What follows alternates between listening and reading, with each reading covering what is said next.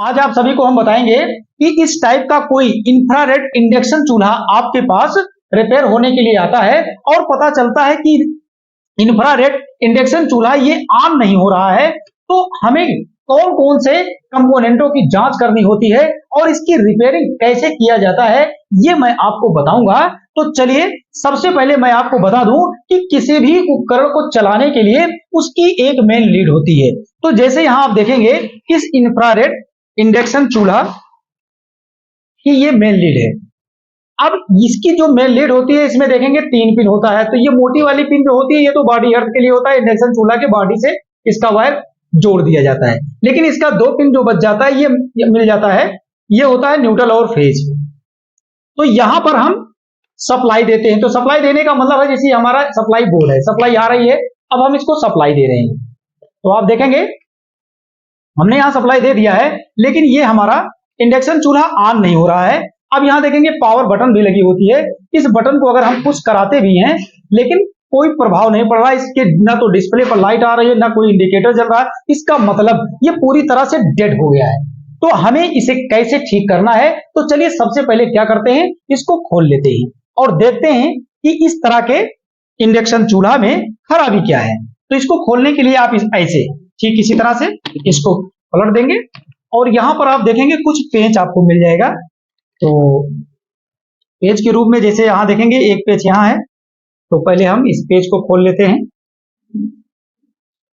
और भी इसमें कुछ साइड में पेज लगा था, इसको मैंने पहले से निकाल दिया था, थोड़ा समय की बचत हो जाए। और यहां आप देखेंगे ये पेज खुल जाता है। उसके बाद ऐसे इसको आप पकड़ेंगे और पकड़ने के बाद बिल्कुल ठीक उसी प्रकार से सीधा रख देंगे। और जब आप इसको सीधा रखते हैं तो इसके कवर को अगर आप हटाते हैं तो देखेंगे बहुत ही सावधानी पूर्वक इसका कवर अलग हो जाता है और यहाँ एक वायर लगा होता है। इस वायर पे यहाँ देखेंगे ये वायर इंडक्शन चूल्हा से ये एक रेगुलेटर लगा होता है, यहाँ से वायर निकल करके इस कार्ड से जुड़ा होता है, जिससे हीटिंग को कंट्रोल कराने के लिए इस नॉब को जब हम घुमाते हैं तो हीटिंग कम ज्यादा करने के लिए इसका प्रयोग किया जाता है। तो अभी हम इसको हटा देते हैं। और इसमें अगर आप जानना चाहें तो ये देखेंगे ये सिरेमिक धातु की ये प्लेट होती है, जिससे जब हमारे इंडक्शन चूल्हा में हीटिंग जिसे हम कहते हैं उष्मा बनती है तो उस उष्मा को ये हमारा सिरेमिक प्लेट पास करता है, जिससे इसके ऊपर जब आप किसी बर्तन को रखते हैं तो बर्तन में रखा हुआ खाद्य पदार्थ गर्म होने लगता है। अब इसके बाद और देख लेते हैं कि इस तरह के इंफ्रारेड इंडक्शन चूल्हा में और कौन कौन से पार्ट्स लगे होते हैं। उसके बाद हम आपको इसकी रिपेयरिंग करना बताएंगे कि ये हमारा इंफ्रारेड इंडक्शन चूल्हा डेड है, ऑन नहीं हो रहा है। तो आपके पास भी अगर इस तरह का कोई चूल्हा आ जाता है तो आप उसे कैसे जानेंगे कि इसमें खराबी क्या है। तो चलिए देख लेता हूं इसमें कौन कौन से पार्ट्स लगे हैं। तो यहां पर आप देखेंगे इसका जो मेन पार्ट्स होता है हीटर, जिसे हम क्या कहते हैं हीटिंग कॉइल। इसका ये हीटिंग कॉइल है, जिसे आप क्या कहते हैं नाइक्रोम के वायर जो होते हैं, तो उन्हीं वायर को जब हम न्यूट्रल फेज की सप्लाई देते हैं तो वो गर्म होता है, उसमें से उष्मा उत्पन्न होती है। तो यहां पर हीटिंग कॉइल लगाया गया है और इसको न्यूट्रल और फेज की सप्लाई दिया जाता है। इसके बाद आप देखेंगे इसको ऑपरेट कराने के लिए हीटिंग एलिमेंट को सप्लाई भेजने का कार्य यहां देखेंगे एक कार्ड लगाया गया है। और इस कार्ड का जो मेन कंपोनेंट होता है वो मैं आपको अभी बताऊंगा। लेकिन इसके अलावा आप देखेंगे इस तरह के इंफ्रारेड इंडक्शन चूल्हा को आप यहां पर देख पाएंगे, ये जो आपका लगा होता है स्प्रिंग टाइप का, यहां देखेंगे ये टच बटने होती हैं। और ये टच बटने जैसे आप यहां देखेंगे ये पुश बटन नहीं होती है कि आप इसको पुश कराएंगे, बस ऐसे उंगली से आप टच करेंगे तो आप जो भी कराना चाहते हैं उसका संकेत यहां पर मिल जाएगा। और यहां से जो भी सिग्नल बनेगा वो सिग्नल यहां देखेंगे एक फ्लैप लगा होता है और इस फ्लैप के द्वारा इसी कार्ड में भेज दिया जाता है। तो जब यहां पर हम इसके द्वारा कोई सिग्नल यहां भेजते हैं तो उस तरह से हमारा ये जो इंडक्शन चूल्हा का हीटिंग एलिमेंट है ये चालू होता है, बंद होता है। तो ऑपरेट कराने के लिए यहां पर आप कह सकते हैं कि ये कुछ बटनें होती हैं और उनको समझने के लिए जैसे किसी इंफॉर्मेशन सिग्नल को विजुअल सिग्नल में बदलने का कार्य करता है डिस्प्ले। तो एक डिस्प्ले भी इसमें लगा होता है और इसी प्लेट के नीचे ये जो ऑपरेटर प्लेट है, इसी प्लेट के नीचे आपको मिल जाता है, यहां देखेंगे एक फैन लगा होता है ये। तो ये सब हमें समझना है। तो चलिए अब हम इसमें आपको ये बताएंगे कि ये हमारा हीटिंग एलिमेंट गर्म क्यों नहीं हो रहा है।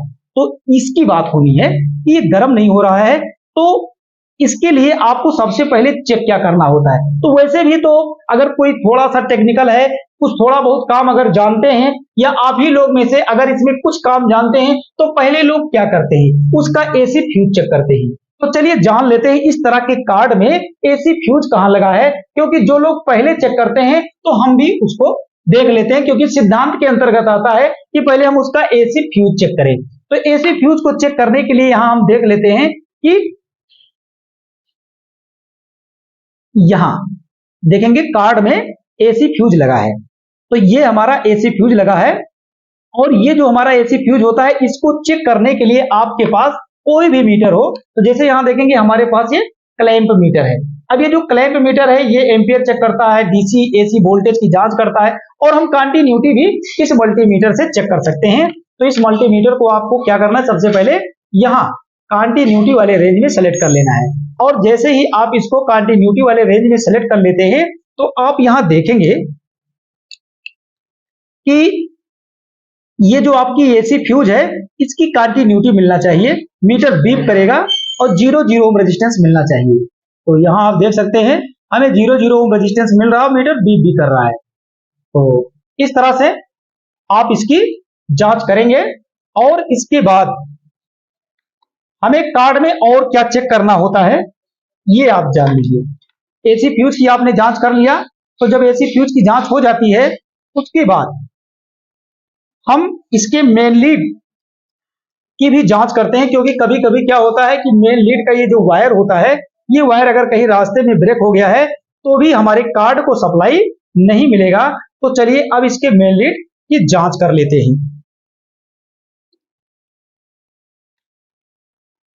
तो ये जो आपका डिजिटल मल्टीमीटर है, इस डिजिटल मल्टीमीटर को कंटिन्यूटी रेंज में ही लगा रहने देंगे। देखिए कंटिन्यूटी रेंज में इस समय सेट है।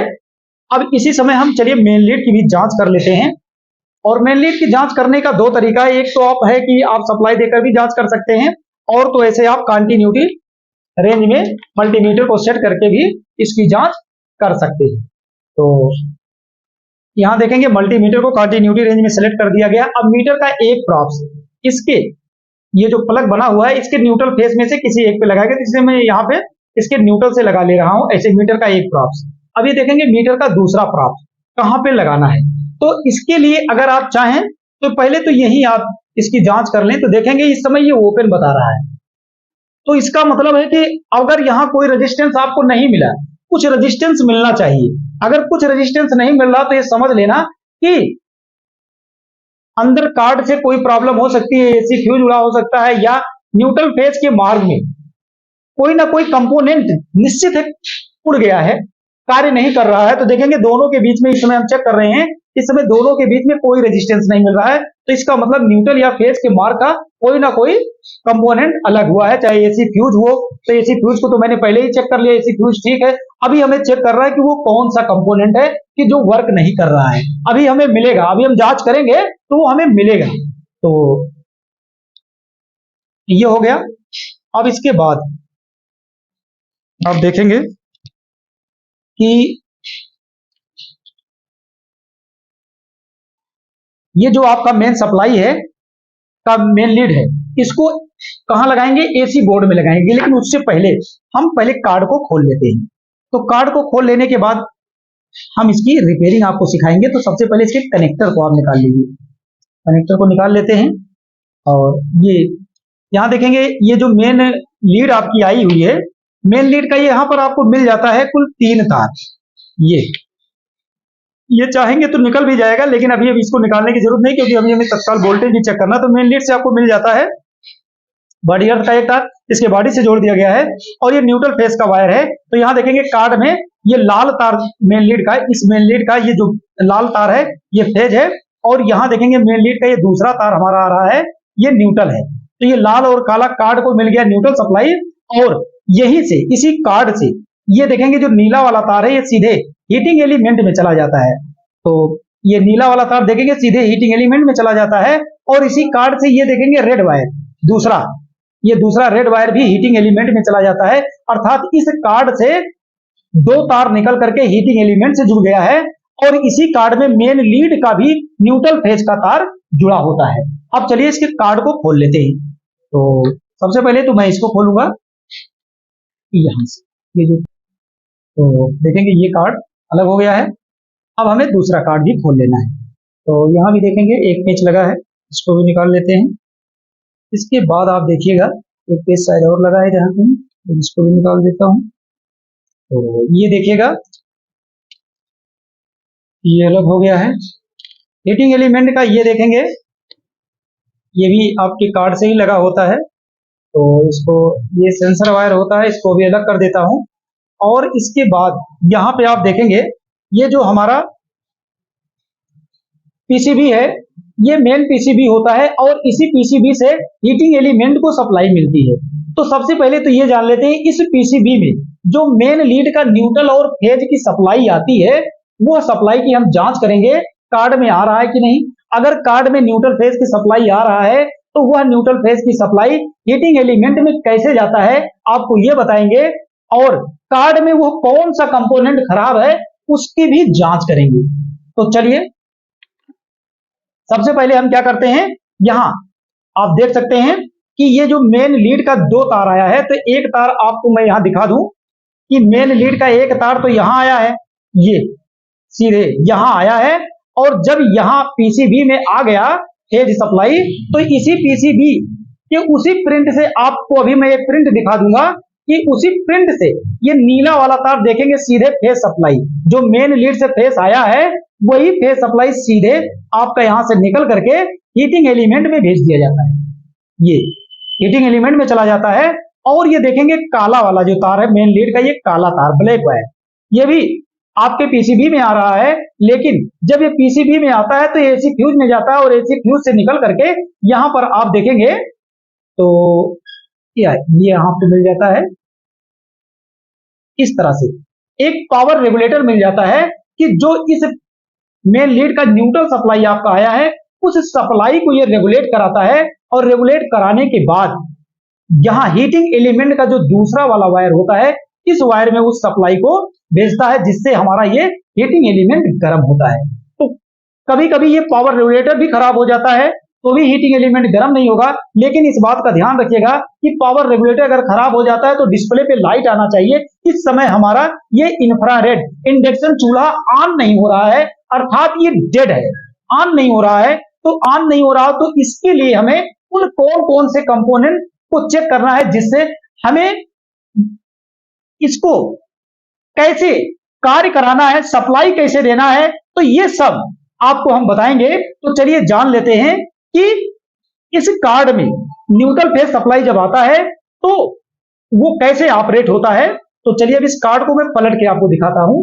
आप देखिएगा कि अभी हमने आपसे कहा था तो ये जो आपका फेज सप्लाई है नीला वाले तार से हीटिंग एलिमेंट में फेज सप्लाई सीधे चला जाता है। तो यहां आप देखिएगा कि ये जो आपका मेन लीड का फेज सप्लाई आया है, देखेंगे ये प्रिंट एक है। अब इसी प्रिंट से आपका देखेंगे ये फेज सप्लाई हीटिंग एलिमेंट में चला गया, और मेन लीड का ये जो दूसरा न्यूट्रल सप्लाई आप यहां देख रहे हैं ये वाला, तो न्यूट्रल सप्लाई यहां आप देखिएगा तो इस प्रिंट में आ रहा है, और यहीं से एक एसी फ्यूज भी लगी होती है। ये आपको दिखा दूं, ये एसी फ्यूज यहां पर लगी होती है, ये फ्यूज भी कभी कभी ओपन हो जाती है। तो चलिए अब ये देख लेते हैं कि कार्ड में सप्लाई आ रही है कि नहीं। तो हम सबसे पहले क्या करते हैं, अपने एसी सॉकेट में यहां देखेंगे सप्लाई बोर्ड में सप्लाई आ रहा है, और चलिए सबसे पहले हम बोर्ड से हमने सप्लाई ऑन कर दिया है, कार्ड में सप्लाई आ गई है। लेकिन अब ये आप जान लीजिए जो हमारा डिजिटल मल्टीमीटर है, इस डिजिटल मल्टीमीटर को आपको क्या करना है, इसको एसी रेंज में आप सेलेक्ट कर देंगे। कहां पे, एसी रेंज में आप सेलेक्ट करेंगे। तो यहां आप देख सकते हैं ये 450 वोल्ट एसी रेंज में हमने सेलेक्ट कर दिया है, क्योंकि यहां पर एसी सप्लाई आ रही है। तो एसी सप्लाई आ रही है, इसके लिए अब हम मीटर को यहां रख देते हैं और वोल्टेज की जांच करेंगे। तो वोल्टेज की जांच करने के लिए पहला काम तो ये जान लीजिए इसमें जो एसी सप्लाई आ रहा है मेन लीड का न्यूट्रल और फेज, तो एक सप्लाई यहां आ रही है, दूसरी यहां आ रही है। तो पहले यहां और यहां हम वोल्टेज की क्या करेंगे, जांच करेंगे। देख लेता हूं सप्लाई यहां पे आ रहा है कि नहीं। तो आप यहां देख सकते हैं 246 वोल्ट सप्लाई आ रही है। एसी सप्लाई यहां 246 वोल्ट मिल रहा है। अब यही एसी सप्लाई यहां एसी फ्यूज से जाता है। तो यहां देखिएगा 1 मीटर का एक प्रॉप्स यहां रेड वाला हम यही लगाए रहेंगे। अब एसी सप्लाई की मैं जांच कर लेता हूं। तो एसी सप्लाई हमें यहां मिल रहा है, तो एसी फ्यूज लगा तो वही सप्लाई हमें यहां भी मिलना चाहिए। तो देखेंगे एसी फ्यूज भी हमारी सही है। अगर यहाँ सप्लाई है और यहां भी है, तो यहां से यहां एसी फ्यूज लगा है, तो एसी फ्यूज हमारी सही है। अब हम इस मीटर का ये जो ब्लैक वायर प्रॉप्स है, इसको यहां प्रिंट में लगा देते हैं। अब हम जो फेज सप्लाई आ रहा है, उस फेज सप्लाई को चेक करते हैं। तो यहां देखिएगा बता रहा है, लेकिन यही फेज सप्लाई हीटिंग एलिमेंट में हमारे सीधे चलाता है। यहां देखेंगे हीटिंग एलिमेंट में यहां सीधे चला रहा है, लेकिन अब इसके दूसरे वायर में जब तक सप्लाई न्यूट्रल नहीं आएगा, ये हीटिंग एलिमेंट गर्म नहीं होगा। तो अब ये जो हमारा फेज सप्लाई है, ये एक देखेंगे एक रेजिस्टेंस के द्वारा इस सप्लाई को आगे भेजा गया है। तो यहां तो सप्लाई हमें मिल रही है, लेकिन इसके दूसरे छोर पर देखते हैं हमें सप्लाई 16 वोल्ट सप्लाई मिल रही है। अब आप देखिए कितनी सप्लाई कम हो गई। यहां देखेंगे 247 वोल्ट है ना, तो ये सेम वोल्टेज हमें यहां मिलना चाहिए। अब अगर ये सेम वोल्टेज हमें यहां नहीं मिल रहा, तो इसका मतलब यहां से यहां के बीच में जो भी कंपोनेंट लगा होगा वो खराब होगा। तो इसके बीच में लगा होता है एक कार्बन कलर रेजिस्टेंस होता है। अब चलिए देख लेता हूं उस कार्बन कलर रेजिस्टेंस की वैल्यू क्या है, और ये रेजिस्टेंस खराब है। और अभी हम इस रेजिस्टेंस को अगर चेंज कर देते हैं, तो देखिएगा कि हमारा ये इंफ्रारेड इंडक्शन चूल्हा ऑन होगा। तो ये देखिएगा इस पे कलर कोड दिया गया है। ये 1 वाट का रेजिस्टेंस है। यहां पर है हरा, भूरा, काला। तो नियम के अनुसार अगर इसको कलर कोड से इसका मान निकाला जाए, तो हरा का मान 5 होता है और भूरा का होता है 1, और काला अगर किसी वायर बांड किसी कार्बन कलर रेजिस्टेंस में काला रंग तीसरे स्थान पर आ जाता है, तो काला का मान पढ़ा नहीं जाता है। इसलिए ये रेजिस्टेंस आपका हो गया 51 ओम का रेजिस्टेंस हो गया। भूरा, हरा, काला, सॉरी भूरा नहीं, हरा, भूरा, काला, ये 51 ओम का रेजिस्टेंस हो गया। अब हमें 51 ओम का यहां पर नियर अबाउट रेजिस्टेंस लगा देना है। नहीं 51 मिल रहा है, 50 ओम मिल जा रहा है, 60 ओम मिल रहा है, तो आप यहां पर रेजिस्टेंस लगा सकते हैं। तो चलिए अब इस रेजिस्टेंस को हम एक बार बाहर निकाल कर भी चेक करेंगे, उसके बाद हम कंफर्म हो जाएंगे कि ये हमारा रेजिस्टेंस पूरी तरह से खराब है। वैसे तो ये हमने चेक कर लिया, इसके बीच में रेजिस्टेंस माने अगर ये सप्लाई को नहीं पास कर रहा है, जबकि 51 ओम का मतलब सप्लाई पास होना चाहिए, सप्लाई कुछ भी नहीं पास हो रहा, तो ये आपका रेजिस्टेंस निश्चित है कि 100% ये खराब हो गया है। अब हम क्या करेंगे, इतने ही ओम का एक दूसरा रेजिस्टेंस लगाएंगे। तो देखिए अगर आप इलेक्ट्रॉनिक्स का काम करते हैं, आपके पास बहुत पीसीबी रिपेयर होने के लिए आती है, तो आप पुराने पीसीबी को जल्दी फेंकना मत, क्योंकि पुराने पीसीबी को हम भी नहीं फेंकते हैं, क्या पता किस पीसीबी से हमें कोई काम लग जाए। तो यहां देखेंगे हमारे पास एक पुराना पीसीबी पड़ा हुआ है, ये पुरानी पीसीबी है, और इस पुराने पीसीबी से हम अपने इंडक्शन चूल्हा की रिपेयरिंग करेंगे। तो इसमें से हम ये जो रेजिस्टेंस खराब हुआ है, इस रेजिस्टेंस को निकालेंगे और इस पुराने पीसीबी से निकाल करके रेजिस्टेंस आपको लगा कर दिखाएंगे, और उसके बाद देखते हैं इंडक्शन चूल्हा हमारा ऑन होता है कि नहीं। और अगर नहीं ऑन होता है तो हम क्या करेंगे, और इसकी जांच करेंगे आगे और क्या प्रॉब्लम हो सकती है, वो भी मैं आपको बताऊंगा। पहले हम क्या करेंगे, इसका रेजिस्टेंस चेक करेंगे। तो इसके वैल्यू का रेजिस्टेंस इसमें मैं देख लेता हूं, हरा, भूरा, काला है। तो 51 ओम का रेजिस्टेंस ये है। अब इसमें मैं देख लेता हूं, तो हमें यहां मिल जा रहा है, देखेंगे बहुत आसानी से मिल गया है।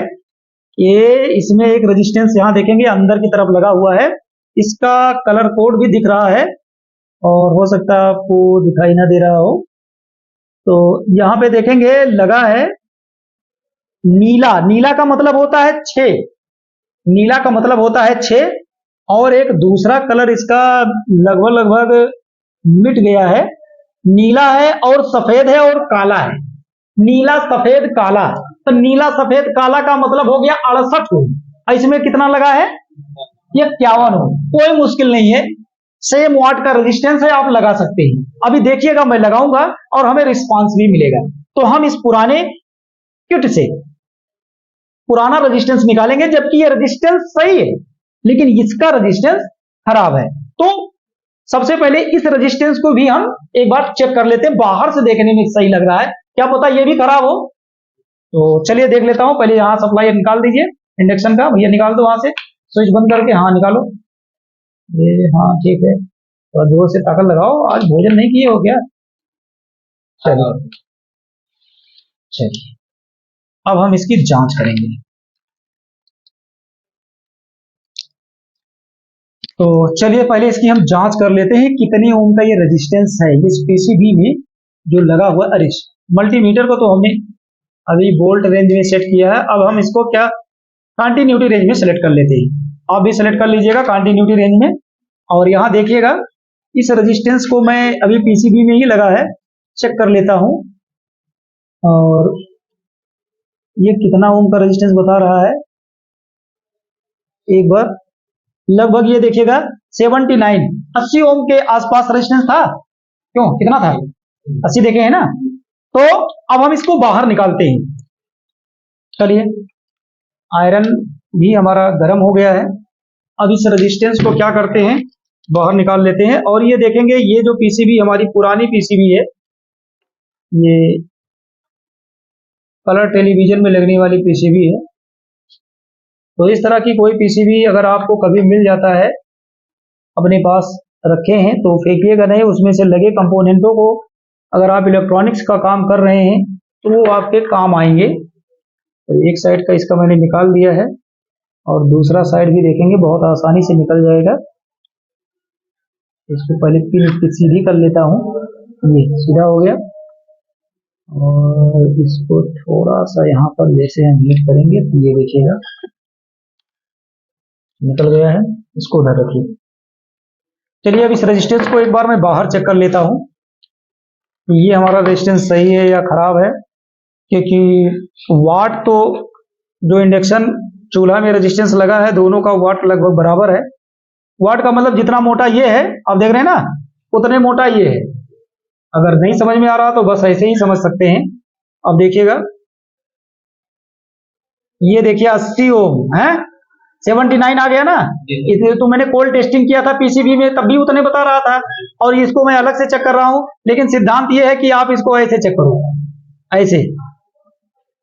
कभी भी अगर चेक किया जाता है तो एक हाथ से चेक किया जाता है, मतलब एक हाथ से तो आप इसको पकड़ सकते हैं, लेकिन दूसरा अगर आप पकड़ते हैं तो इसको ऐसे टच कराया जाता है। तो खैर वैल्यू सही है, मतलब नियम मैंने आपको बता दिया है। अब इस रेजिस्टेंस को हम इसमें लगाएंगे। तो चलिए, ज्यादा समय न लगाएं, इस रेजिस्टेंस को मैं यहां से निकाल लेता हूं, पुराने वाले को। और इस पुराने रेजिस्टेंस को निकाल करके आप देखिएगा यहां पर इस रेजिस्टेंस को लगाता हूं।